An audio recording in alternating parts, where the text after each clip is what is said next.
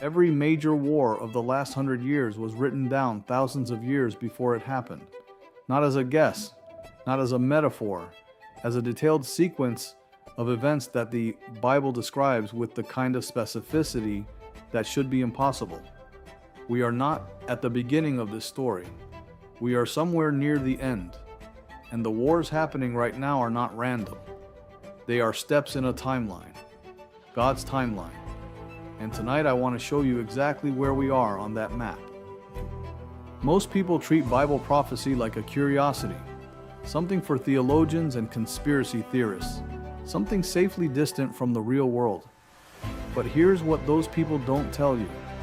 The book of Daniel, written in the 6th century BC, accurately described the rise and fall of the Greek Empire, the Roman Empire, and the division of Rome into 10 kingdoms before any of it happened. Not vaguely, specifically, with the kind of detail that historians use today to date the text and confirm its accuracy. The prophet Ezekiel, writing around 593 BC, described a military coalition from the north that would march against Israel in the last days, naming specific nations that today correspond to Russia, Iran, Turkey, and Sudan. When Ezekiel wrote this, most of these nations did not exist in the form he described. Today, that exact coalition is not a prophecy, it is a geopolitical reality, and it is forming in real time. Let's start with what the Bible calls the War of Gog and Magog, described in Ezekiel chapters 38 and 39. The text describes a massive military invasion of Israel by a coalition led by a prince from the far north. Biblical scholars across traditions have long identified this northern power as Russia. Today, Russia is more hostile toward Israel and the West than at any point since the Cold War, and its military alliance with Iran, the biblical Persia, is not a coincidence. It is Ezekiel 38, verse 5. Then there is the Euphrates River. In the book of Revelation, chapter 16, the sixth bowl judgment describes the drying up of the Euphrates River to prepare the way for the kings of the east. This was written by the Apostle John around 95 AD. For 19 centuries, it seemed like a metaphor. Then, in 20s and 21, the Euphrates began to dry up, reaching historic lows due to climate change and upstream dams in Turkey. The Turkish government built the Ataturk Dam. The river is dying. John saw this. He wrote it down. And then there is Israel itself. In 1948, after nearly 2,000 years, the Jewish people returned to their land and reestablished the nation of Israel, fulfilling Ezekiel 37, which describes dry bones coming back to life as a metaphor for a scattered people returning to their homeland.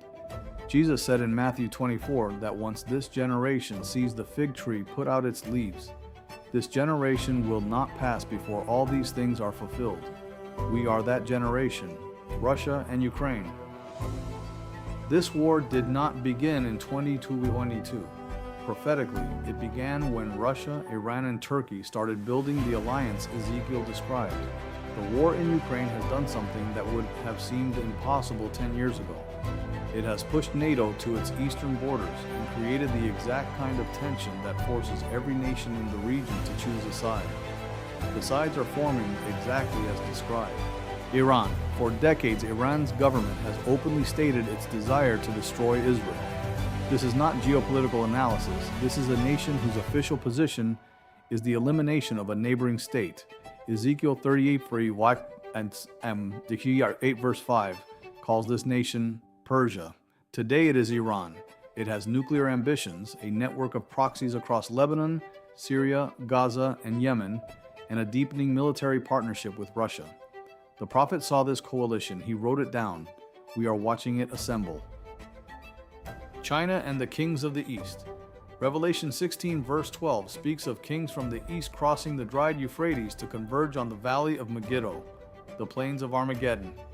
China today commands the largest standing army in human history, has the second largest economy, and is in a direct military and economic confrontation with the United States. The kings of the East are no longer a distant symbol. They are a superpower. Before the final confrontation, the Bible describes a period of increasing chaos. Jesus called it the beginning of birth pains. Wars and rumors of wars, nation rising against nation, earthquakes in various places, famines. He said explicitly, "Do not be alarmed, for these things must happen, but the end is still to come." We are not at the end.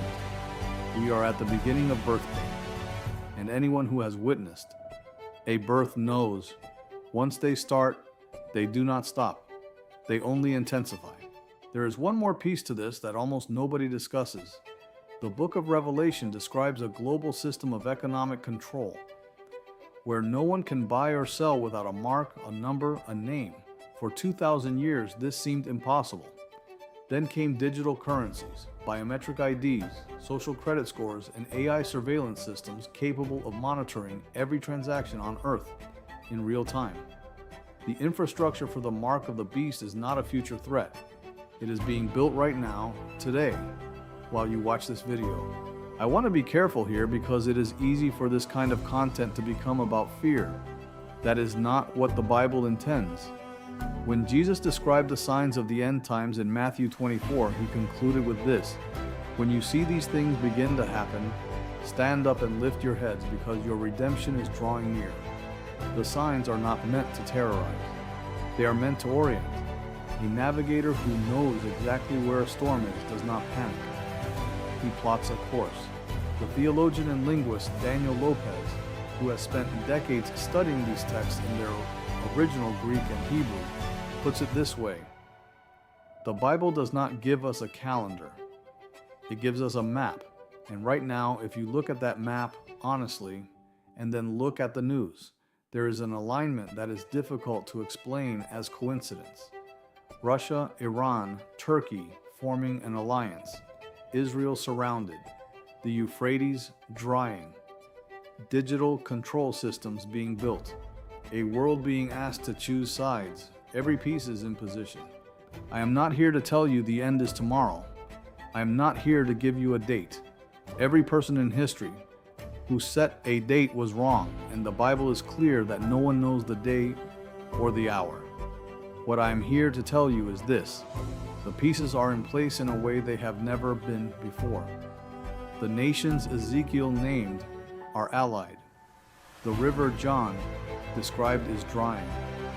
The technology Revelation predicted exists, and for the first time in 2,000 years, Israel is a nation again.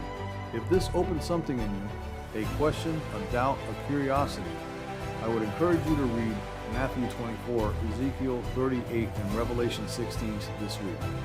Not through the lens of fear, through the lens of a God who tells his people what is coming so that they will not be surprised.